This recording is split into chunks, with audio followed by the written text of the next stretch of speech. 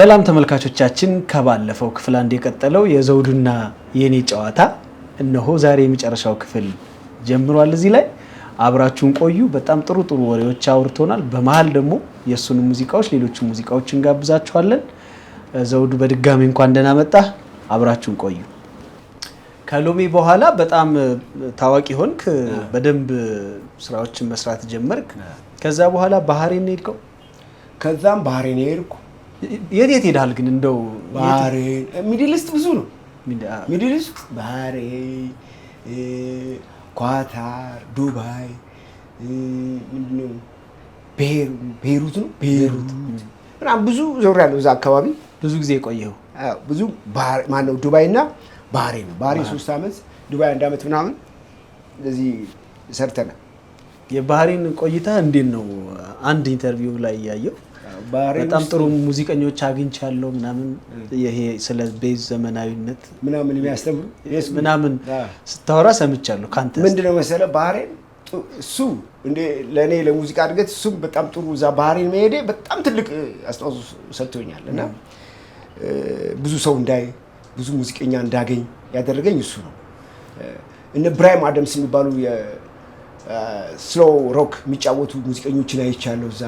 ቲና ተርነርን በስቴጅ ላይ አይቻለሁ እና ሙዚቃ ምን ያህል ነፍስ ህይወት እንደሆነ በቃ የተረዳውበት እዛ ባህሬን ውስጥ ነው። እና ለማወቅ ያለኝ አሁን የፊሊፒኖች ባንድ አለ፣ እንደኛ የስፔን ባንድ አለ፣ የአሜሪካኖች ባንድ አለ እና በዛን ወቅት እኔ በነበርኩበት እኛ የመጀመሪያዎቹ አይነት በለን በቃ። ምክንያቱም አንዳንድ ጊዜ ኢትዮጵያን አውቋት ከኢትዮጵያ ይልቅ ኃይሌ ገብረስላሴን ያውቁታል እና አበሻ ምናምን ብለው ነው እኛ ካርታ ስለን እንደዚህ ነን እኛ እንዲህ ነን እያልን ነው ለማስረዳት። አዎ በቃ እንዲሁም እስልምናን እኮ እኛ አገር የተቀበልን እኛ በጣም አክብሮት ያለን ምናምን ብለን ነው። ከዛ ኃይለ ስላሴ ይላሉ ያንስቲ ኃይለ ስላሴ ምናምን ብለው እንትን ይላሉ እና የመጀመሪያ ጊዜ እኛ በ80 ውስጥ ነው የሄድኩት። በእኛ 80 ነው የሄድነው። ከኛ በፊት የሆነ አንድ ባንድ ነበር አይ ቲንክ አወል ሆቴል የሚባል ባህሬን ውስጥ እዛ ነበረ። እኛ ሁለተኛ ነው ሲሸል ሆቴል የሄድነው እና ከዛም በኋላ ማት ባንድ በቃ እንደ ህንድ ሆነ። ድሮ ህንዶች ነበረ በእኛ ዘመን የሚበዙት፣ ልክ አሁን እንደ ህንዶች ነው የኛ ብዛት። በሙዚቃ ብቻ ሳይሆን በተለያየ ነገር እዛ በጣም አንዳንዴ ምንድነው አሁን እኛን ኢትዮጵያውያን የማያውቁን ግን አሁን ኃይሌ ገብረስላሴና ኃይለ ስላሴ አሉ። እንደው የማስተዋወቅ ችግር ነው አይደል? ሀገራችን ኢንተርቴይንመንት ብዙ ነገር ግን ይቆላል እኮ ለዓለም የሚሆን። እኛ አሁን ምንድነው መሰለ እዚህ አንተ እንዲህ ነህ እንባባላለን፣ ማንም አያውቀንም። ከምሬ ነው የምልህ እና ዓለም ላይ ሄደህ ስታይ ነው የኢትዮጵያ ማንነት የሚገባ ኢትዮጵያዊነት የሚገባ እና ሀገርን የምትወዳት የዛኔ ነው። አንዳንዴ ውጭ ሀገር ሆነው ኢትዮጵያ የሚቃወሙ የኢትዮጵያን ሰዎች አሉና ይገርመኛል። እነሱ የት ነው የተወለዱት እላለሁ።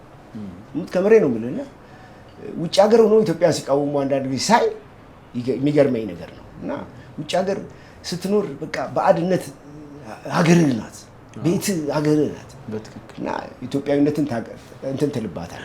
ሙዚቀኛ ደግሞ እንደው ከሌላው በተሻለ የመሄድ እድል አለው፣ ብዙ ሀገር የማየት እድል አለው። ቅድም እንዳልከው አሁን እንደ ባህሬን ምናምን አይነት ሀገሮች ሙዚቃን ይጠቀሙበታል በደንብ። ከሌላ አሁን አስብ ስንት ሀገር ነው የጠቀስክልኝ? ብዙ ሀገር ነው የጠቀስክልኝ። ብዙ ሀገሮች መጀመሪያ ሀገራቸውን አውሮፓም አንዳንድ ሀገሮች የአርት ሴንተር የተባሉ ከተሞች አሉ። እዛ አርቱ ላይ ኢንቨስት ያደርጋሉ። ሀገራቸው በጣም ታዋቂ ትሆናለች። ሲሰጡስ ዋጋ ይሰጡዋል ህዝቡ ራሱ። ይሄ ልጅ ምን እያደረገ ነው የሚለው፣ ጥረቱስ እንዴት ነው የሚለው። አችን ምስራቿን ተውዳይስ ሆስፑንዳና ጭመተኪታይስ ሉአወተ ወጋ ንቀሟን ያይተና ጋይስ አቋዮ ፔሻየው ንላርተዲአኖ ሆይ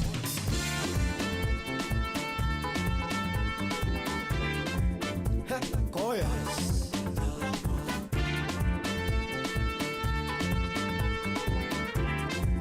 Ulang jang boyais.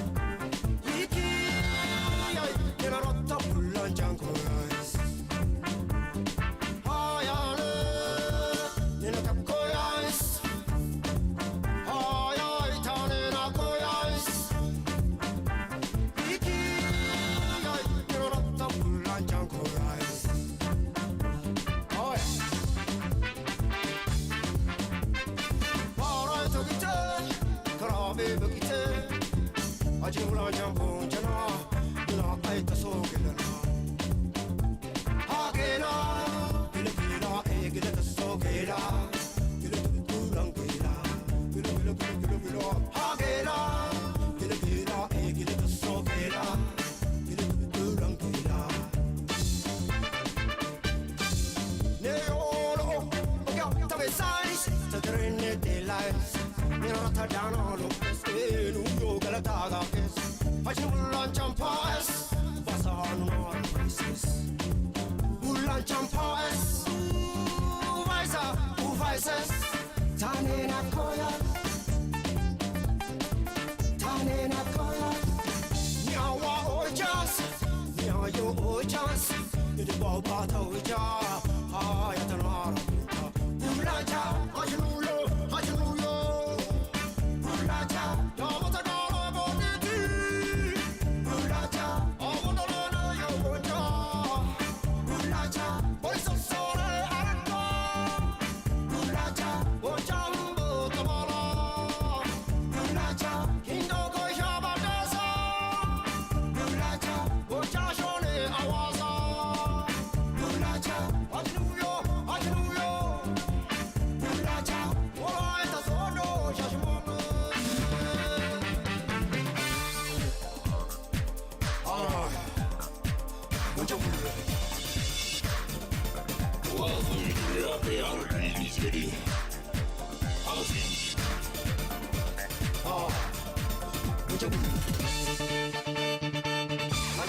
Champas, Basan on our faces. Ulan Champas, Uvaises. I should Ulan Champas, Basan on our faces. Ulan Champas, Uvaises. I should Ulan Champas, Basan on our faces.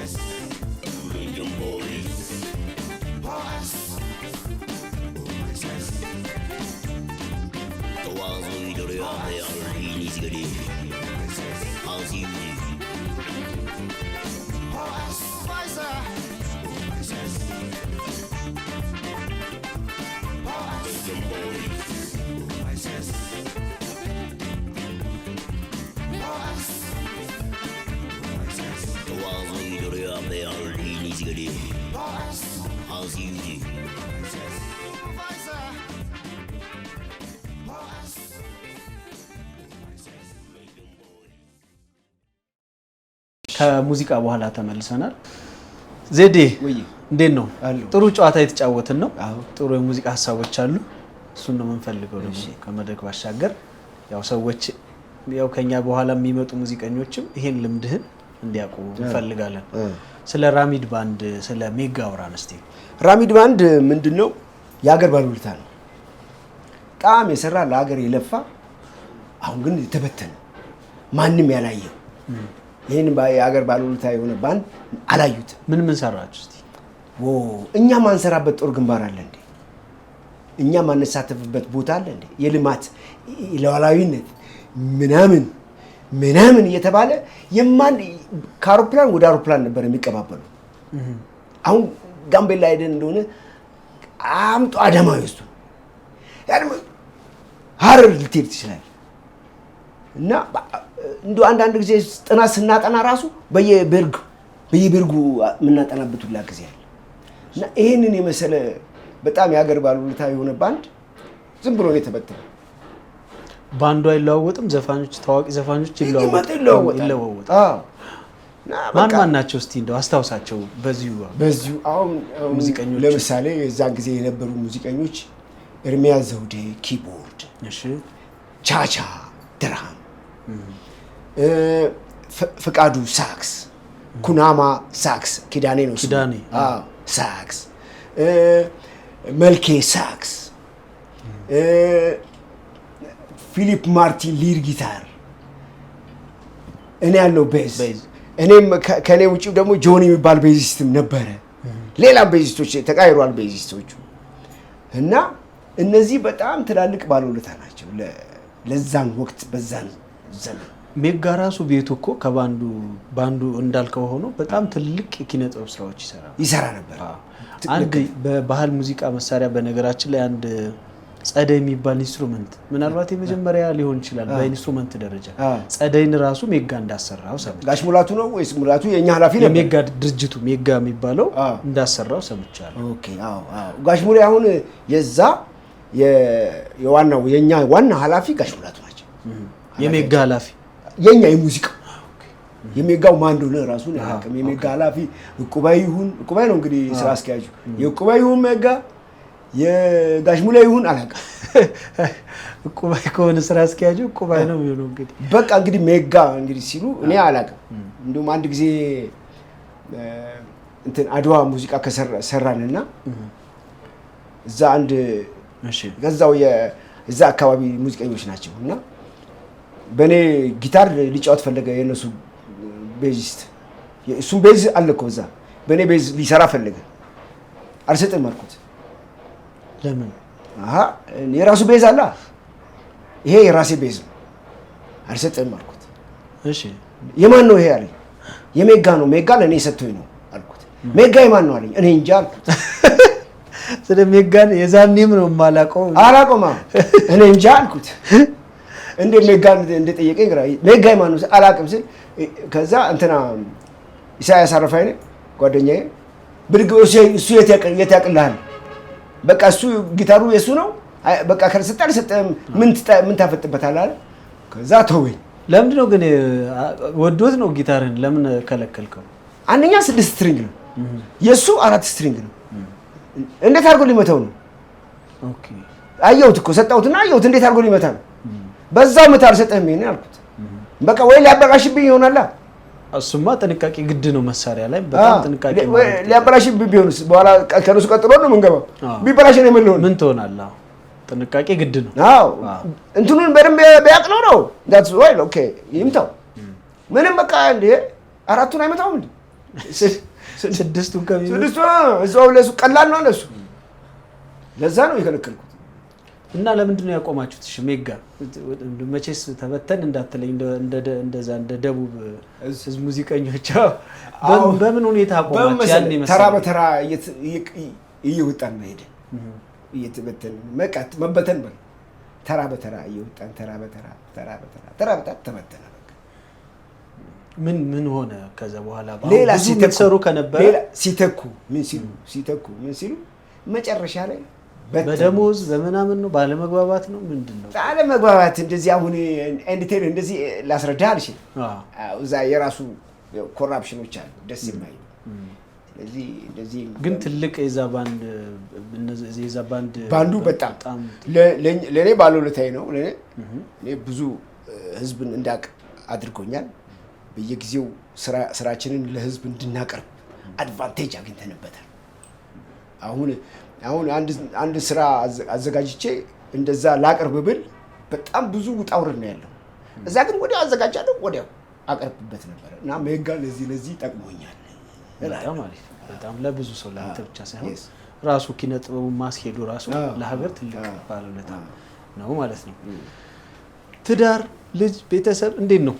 በስመ አብ በጣም መወዳቸው ልጆች አሉ። በጣም መወዳት ባለቤት አለች። በትዳር ነው።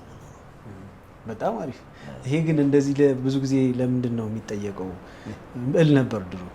ለካ ብዙ ሰው ለምሳሌ ሲወድህ የሆነ የኛ ባህል ነው በቃ ይወድህና ሙዚቃህን ይወድህና ምናምን ስለ ቤተሰብ ይጨነቃል። የኛ ባህል ነው ይሄ። የሆነ ሰው ሲወድ ቤተሰብ ልጅ ወንድ ይሁን ልክ ቤተሰብ እንደሚጨነቅልህ ማለት ነው። ወንድም ምናምን እንደሚጨነቅልህ ለዛ ነው የጠየቅኩህ። እንኳን 2 ልጆች አሉ እንኳን የምትወዳት ባለቤት አለች። በጣም ጥሩ ነገር ነው። ስለ ሙዚቃ መግለጽ ትችላለህ? ስለ ሙዚቃ ማውራት ትችላለህ? ምን ብዬ ላውራለህ? ደስ ያለህ እንደው ስለ ሙዚቃ በፈለግከው አቅጣጫ አውራ። ስለ ሙዚቃ ምንድን ነው ሙዚቃ ለአንተ ልበለው ወይስ አላውቅም? ስለ ሙዚቃ አውራ ብቻ። ሙዚቃ እንግዲህ በእኔ በዘውዱ አመለካከት የሆነ ቦታ አንድ እንዲህ ተጠይቄ መልሻለሁ። ሙዚቃ ለእኔ ሳይንስ አይደለም፣ ፊዚክስም አይደለም፣ ኬሚስትሪም አይደለም፣ የፍቅር መገለጫም አይደለም። ሙዚቃ የጀግንነት መወደሻም አይደለም። ሙዚቃ ለኔ መለኮታዊ የሆነ የተመስጦ ውጤት ነው ለኔ እንጂ ሙዚቃ አሁን እንደገለጽኩልህ የነዛ አይደለም። የተመስጦ ውጤት ነው። መለኮታዊነት ያለው ያሰጠው ከላይ የሚሰጥ የተመስጦ ውጤት ነው ሙዚቃ። ግን ሙዚቃም ሳይንስ ነው የሚሉ ሰዎችም አሉ። የራሳቸው ግንዛቤ ነው። ሳይንስነቱ አይገባኝም። ፊዚክስ ነው የሚሉም አሉ። ኧረ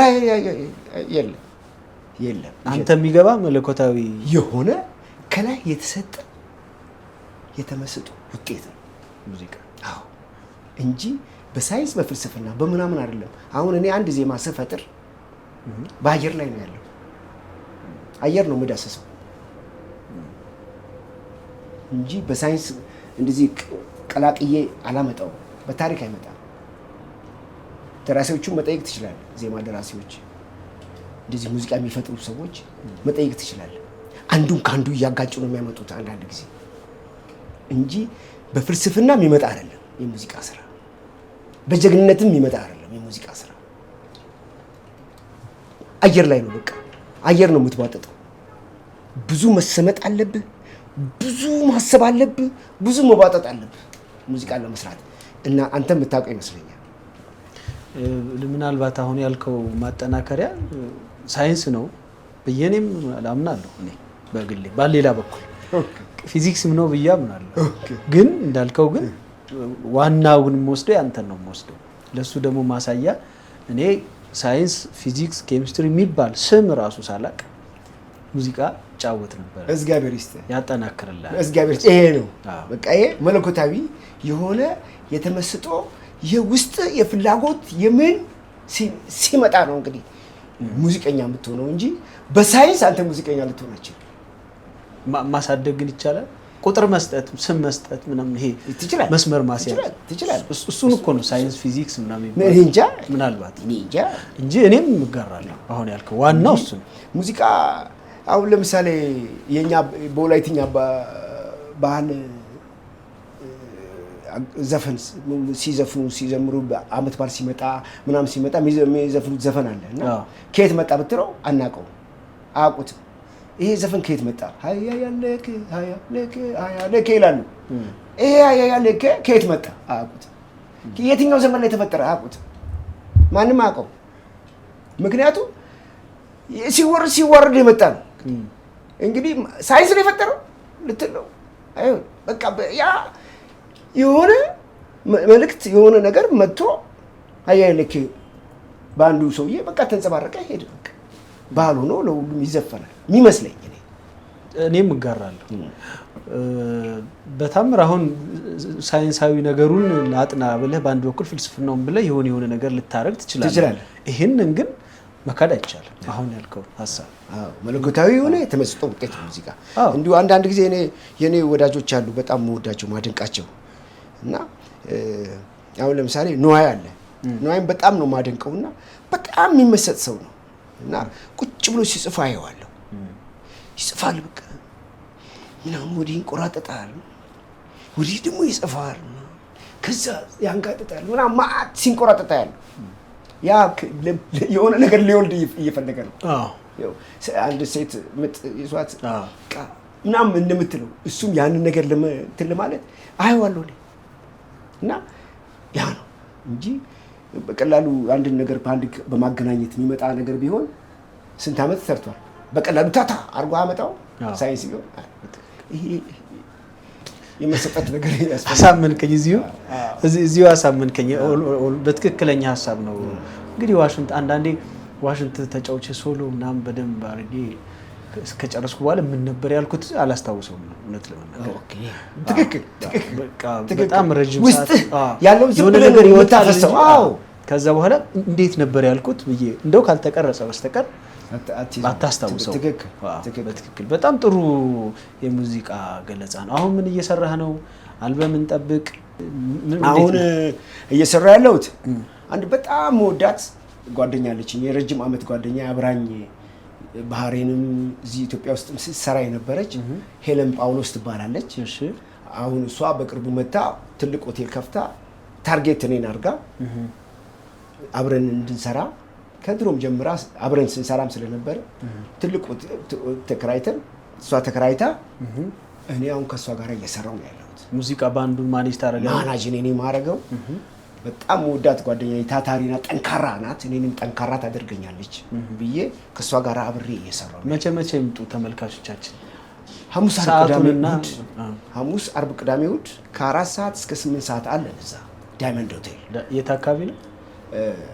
ቦሌ ሮድ ላይ ዳይመንድ ሆቴል ራሱ ታውቀዋለህ። ቦሌ ሮድ ስትባል ከረመዳን ሆቴል ቀጥሎ ያለ እዛ ነው የምንሰራው። የሚታተሙ ነገሮችስ ምንድነው? የሚታተም ቀን ሊቀር ነው እንዲህ ነገር ምን መታተም የሚባል የሚወጣ ዘፈንስ? የሚወጣ ዘፈን አለ። እሰራለሁ፣ እየሰራው ነው።